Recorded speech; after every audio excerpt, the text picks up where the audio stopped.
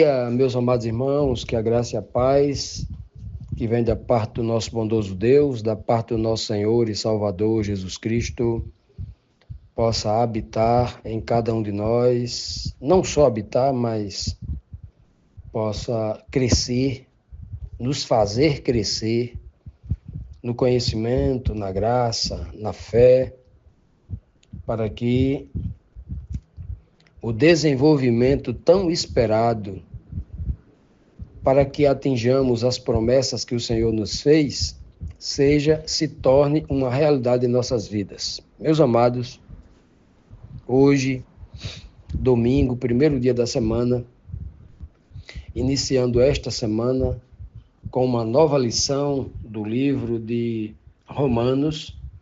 O tema da lição da nossa semana hoje, dessa semana que se inicia, é o viver no Espírito.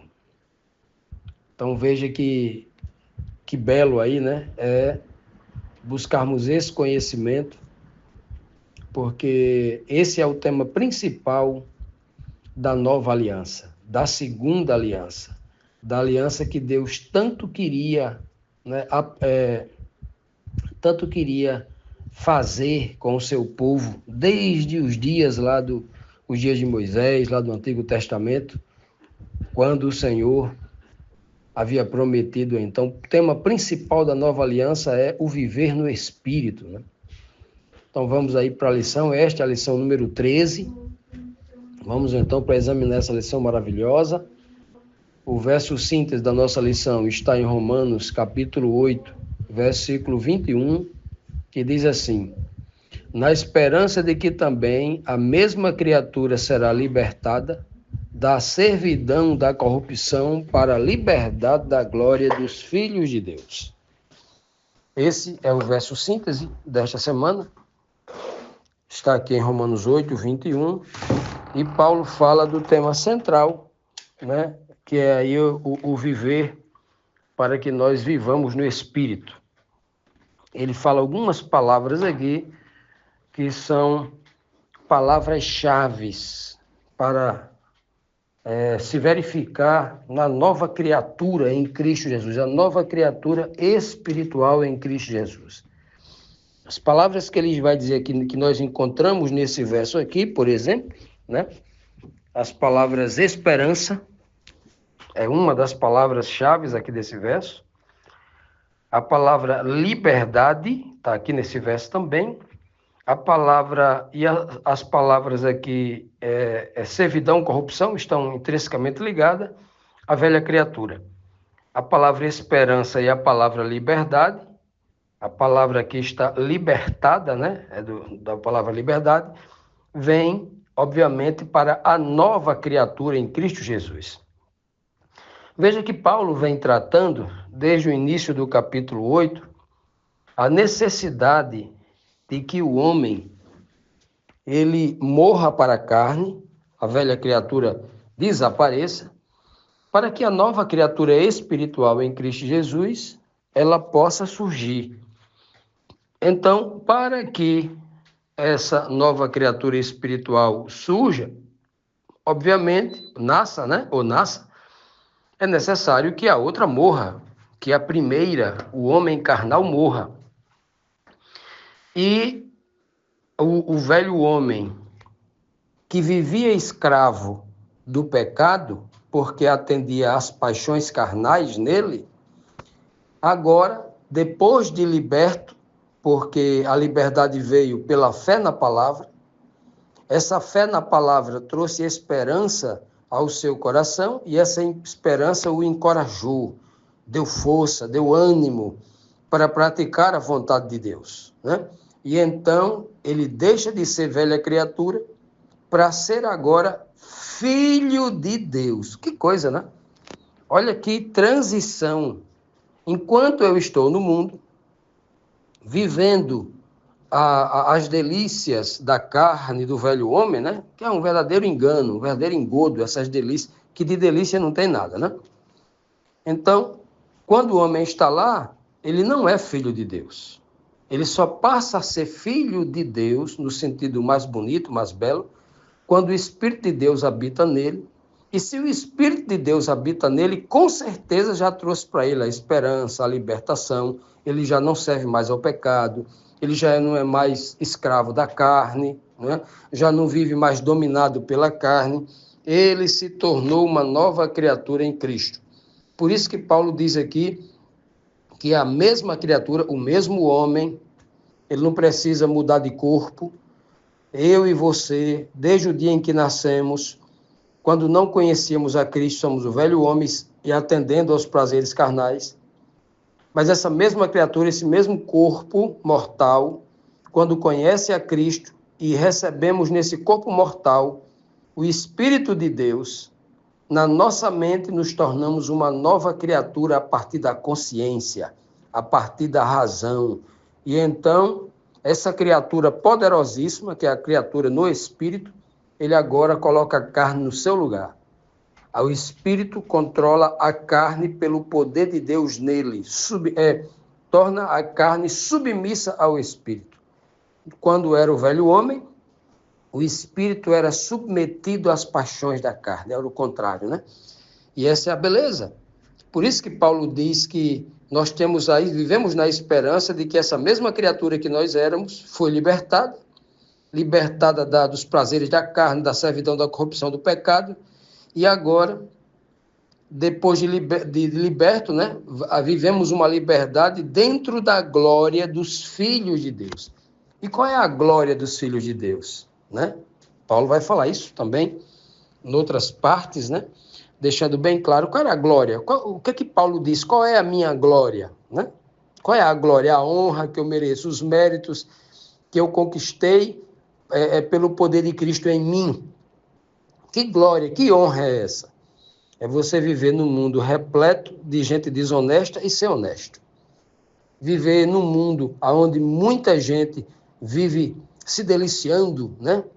Nos prazeres da vida, nas festas, não sei aonde mais, né? Com dinheiro corrupto, fazendo coisas erradas, corrompendo seu corpo, seu espírito, corrompendo sua alma, fazendo coisa errada, se deliciando, né? Enquanto o homem de Deus, passando suas privações, muitas vezes passando, nem sempre, mas algumas vezes passando as privações, por causa da justiça. Porque não quer o suborno, não quer a desonestidade, a mentira.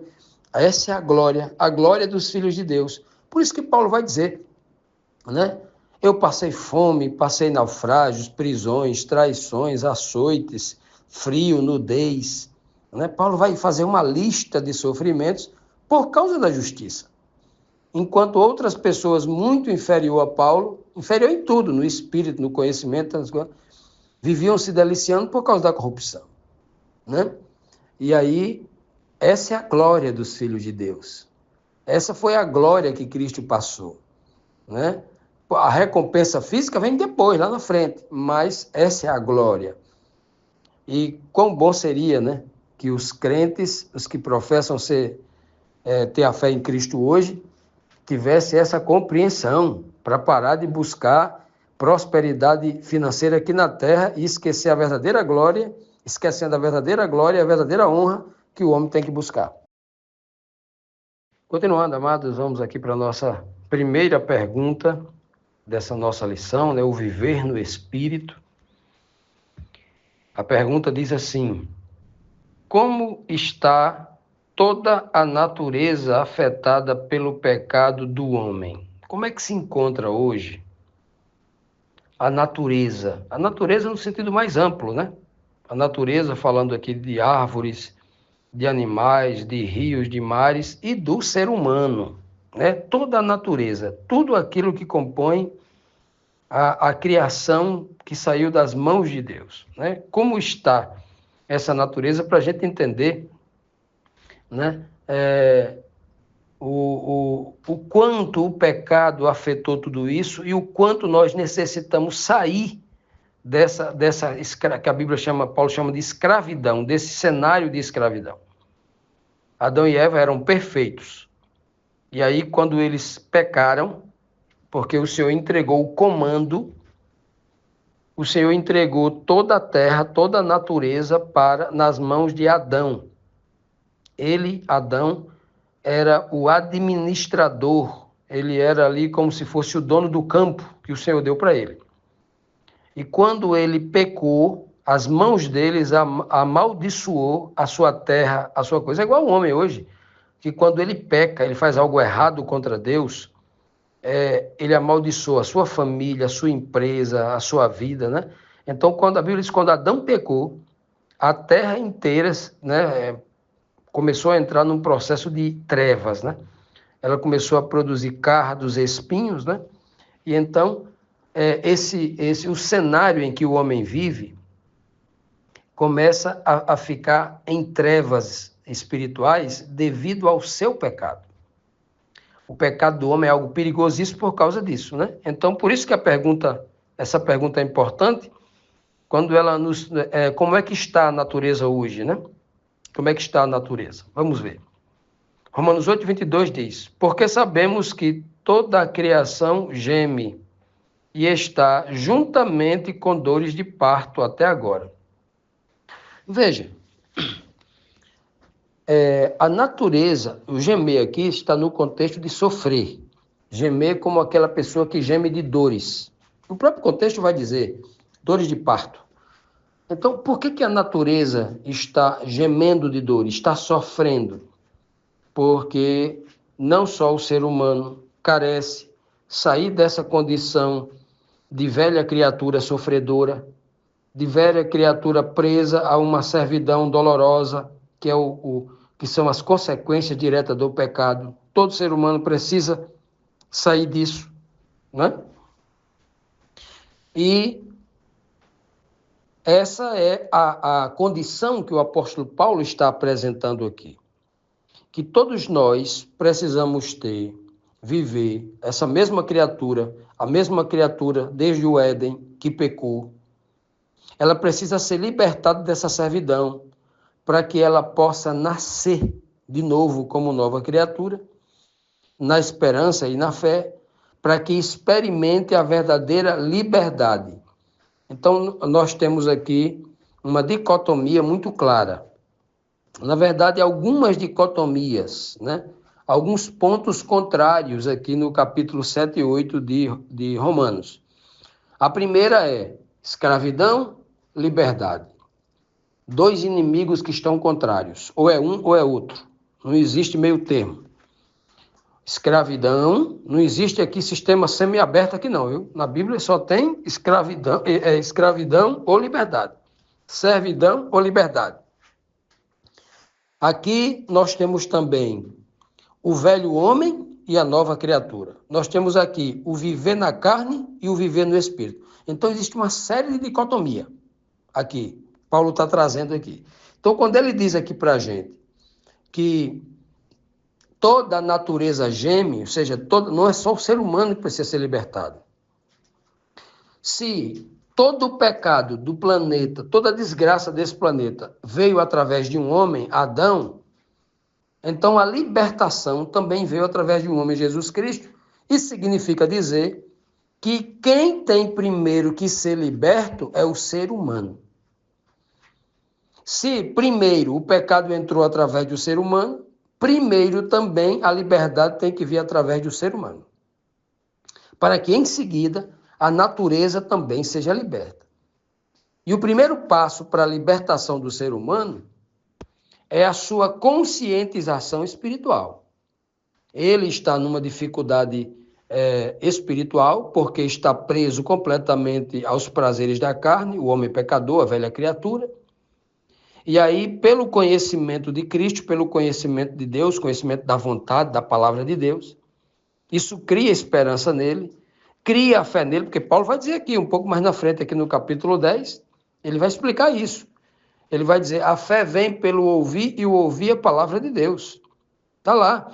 Então, essa esperança que ele está falando aqui, falou aqui no verso anterior, no verso síntese, que é essa esperança que a nova criatura tem, a nova criatura que nasceu em Cristo Jesus, é essa esperança que vai fazer com que a fé cresça nele e cada vez mais ele seja mais espiritual, cada vez mais ele seja mais livre, cada vez ele experimente mais a liberdade plena. e se consolide como filho de Deus plenamente, porque o Espírito de Deus habita nele. E quando ele diz aqui que toda a humanidade, toda a criação, toda a natureza, o homem e as criaturas e as árvores e tudo, está gemendo, está a ponto de nascer, porque o gemido aqui é dores de parto. Por que ele fala o termo dores de parto? Porque a natureza, toda a natureza, está prestes a renascer como nova criatura, como um novo céu e uma nova terra restaurada, como isso vem sendo dito desde o Antigo Testamento. Desde os livros do Antigo Testamento, né, há 3.500 anos atrás, que isso vem sendo dito. No livro de Isaías, o Senhor vai dizer: eis que eu faço para vocês novos céus e nova terra, aonde habita a justiça. É dessa justiça que Paulo está falando aqui. Então, toda a natureza está gemendo porque deseja nascer. O ser humano hoje, todo ser humano, mesmo que ele seja o mais rico dos homens aqui na Terra, ele sente uma falta. E a sua alma, no espaço vazio que nela existe, ele geme. Olha, se tem alguém que acorda todo dia disposto a lutar e a correr e a conquistar, é o homem rico. Porque ele não se contenta com a sua... Até nas suas diversões ele está fazendo negócio, né? O tempo todo o homem milionário ele está ali, ele não descansa, porque existe um vazio na sua alma, que só quem pode preencher é Cristo. A alma só pode ser preenchida por essa verdadeira liberdade, a liberdade no Espírito, a liberdade espiritual em Cristo. E é isso que a humanidade inteira geme, não só a humanidade, como a natureza toda, porque precisa renascer. E esse momento vai chegar. O verdadeiro momento do grande nascimento, que Paulo se refere aqui, é quando Jesus Cristo retornar à terra, e aí sim em glória e em poder, para a partir dali começar a estabelecer o reino eterno, quando os filhos de Deus não serão livres apenas no espírito, mas também ali terá a sua carne transformada, restaurada para viver eternamente. Seria uma restauração, seria um nascimento pleno, né, em Cristo Jesus. Continuando, meus amados, vamos aqui para a segunda pergunta, que diz assim: pelo que, obviamente em espírito, também geme o novo homem em Cristo. Veja que a gente viu no verso anterior que toda a natureza, toda a criação geme, querendo nascer. É como se estivesse com dores de parto, querendo nascer como nova criatura, como uma nova natureza, como aquela natureza perfeita lá do Éden, onde as coisas não morriam, né? E nós entendemos com isso, né, que imagine uma natureza em que uma folha de uma árvore não caía e secava, que um fruto não apodrecia. Essa era uma natureza perfeita, é a natureza do Éden. Mas a natureza de hoje geme, querendo se libertar. E aqui na segunda pergunta, quer ir um pouco mais além. Não é apenas a natureza. O que mais? Quem mais, né? Obviamente, falando em espírito por enquanto. Porque fisicamente só acontece após o retorno de Cristo, né? Primeiro em espírito. Como isso acontece? Romanos capítulo 8, versículo 23 diz assim: e não só ela quem? A natureza. E não só ela geme, mas nós mesmos, nós seres humanos, que temos as primícias do Espírito, também gememos em nós mesmos, esperando a adoção, a saber, a redenção do nosso corpo. Agora, Paulo vai falar que nós aguardamos, nós que já recebemos, segundo Paulo aqui, ó, já temos as primícias do Espírito. Olha a linguagem que Paulo está usando aqui, como isso é precioso, como isso é didático, como isso é ensinar, como se estivesse ensinando a crianças para entender a sã doutrina de forma muito clara. Ele está dizendo que nós, ele e os apóstolos, né? E pode ser aplicado a nós hoje também, aqueles que realmente já experimentaram esse novo nascimento. Ele diz que nós experimentamos as primícias do Espírito. E quais eram as primícias do Espírito que a igreja lá em Roma, a partir dos apóstolos, lá do Pentecostes, estava experimentando as primícias no Espírito? eles começaram a receber as virtudes espirituais, e essas virtudes é composta por frutos e por dons. Frutos e dons. Então, esses frutos, ou como diz o próprio Paulo lá em Gálatas 5:22, fala no singular, o fruto. Né? O fruto do Espírito, ele cita lá 9 frutos do Espírito. E quando ele fala em dons espirituais, também a Bíblia elenca 9 dons espirituais, né? Estão lá. Que ele resume chamando tudo isso de virtudes do Espírito.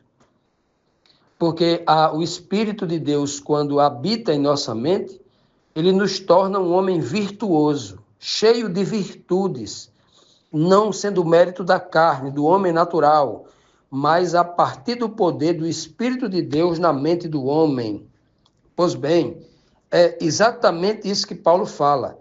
Nós hoje aqui não recebemos a plenitude do Espírito. Isso só pode acontecer quando nós recebermos a transformação da carne em carne incorruptível para viver eternamente com Deus e com Cristo. Esse mesmo modelo aconteceu com Cristo, por isso que Cristo é o nosso modelo perfeito. É o nosso padrão a ser imitado, a ser copiado, a ser seguido. Cristo, Jesus, foi lá ao Jordão, ele foi batizado no Rio Jordão e ali ele foi ungido com o Espírito Santo. O Pai dos céus derramou sobre ele o seu Santo Espírito e Jesus ali se tornou o Cristo. Cristo quer dizer o ungido, ele foi ungido ali. E quando ungiu, Deus falou assim, este é meu filho amado, para dizer para todos nós, você só se torna meu filho também, nesse mesmo modelo. Quando eu colocar o meu Espírito dentro de você, você se torna meu filho. Essa é uma mensagem tipológica. Todos os seres humanos precisam participar dessa mesma experiência que aconteceu com Cristo. Então, Cristo recebeu ali as primícias do Espírito, lá no Rio Jordão, para cumprir o seu ministério terreno aqui na terra, o seu ministério aqui de salvação e redenção, durante 3 anos e meio. E então Cristo morreu. E ele ressuscitou. Quando ele ressuscitou, ele já ressurgiu ali num corpo transformado, num corpo para viver eternamente. É tanto que os discípulos já não reconheciam ele mais, porque era outro corpo. Não era aquele corpo dilacerado, não era aquele corpo, né, anterior, mas já num corpo transformado. Por isso que a Bíblia diz que ele é a primícia dos que dormem, o primeiro a sair da sepultura, já num corpo transformado, num corpo espírito de carne e osso, mas espiritual. Com o poder de Deus. Né? E aí, olha, assim também acontece com os apóstolos e conosco. Os apóstolos lá no Pentecoste receberam aquilo que Cristo recebeu lá no Rio Jordão, a unção do Espírito Santo, as primícias que Paulo chama aqui. E quando Cristo ressuscitou, subiu ao céu, sentou à direita de Deus, o Pai colocou nele a plenitude do Espírito Santo. Sabe onde é que está escrito isso? Que poucos teólogos não prestam atenção nesse detalhe? Está lá em Atos 2:33. Disse que quando Cristo subiu ao céu, sentou à direita de Deus, Deus cumpriu a sua promessa, a promessa do Espírito Santo, e deu a ele a plenitude. É por isso que Paulo está dizendo aqui que nós mesmos, hoje temos as primícias do Espírito Santo, também gememos, até que chegue o quê? Até que nós mesmos, esperando a verdadeira adoção de filho, aquele momento em que Cristo sobe, senta à direita de Deus, já no corpo transformado, recebe a plenitude. É o que Paulo vai dizer. O nosso momento que a gente espera essa adoção, esperamos a volta de Cristo. É naquele momento, quando todos os mortos em Cristo ressuscitarão já em corpos transformados, e os justos que estarão vivos pela fé, justificados pela fé, obviamente, serão transformados no abrir e fechar de olhos. O próprio Paulo vai dizer isso. Lá em 1 Coríntios capítulo 15, complementa um pouco também lá em 2 Tessalonicenses. Então, Paulo vai dizer essa beleza aqui, ele diz que nós mesmos, nós esperamos essa adoção, a saber quando? quando acontecer a redenção do nosso corpo. Quando este corpo carnal perder todo o interesse pelo pecado, pelas paixões carnais. Quando este corpo parar de ter todas as necessidades que nós temos hoje. Hoje nós temos a necessidade de dormir muito tempo, temos a necessidade de comer, de beber, de ir no banheiro, de tomar banho, de fazer isso, de fazer aquilo, né? Então, quando este corpo passar por uma redenção, aí sim nós seremos filhos de Deus no sentido pleno. Olha que beleza, que informação o apóstolo Paulo está trazendo para a gente aqui no capítulo 8 de Romanos. Que nós enxerguemos isso muito claro em nossa mente, porque esta fé, esta esperança vai nos motivar a seguirmos firmes, perseverantes na verdade, até o dia em que nós contemplarmos Jesus Cristo em glória, retornando na nuvem dos céus, na companhia do Pai.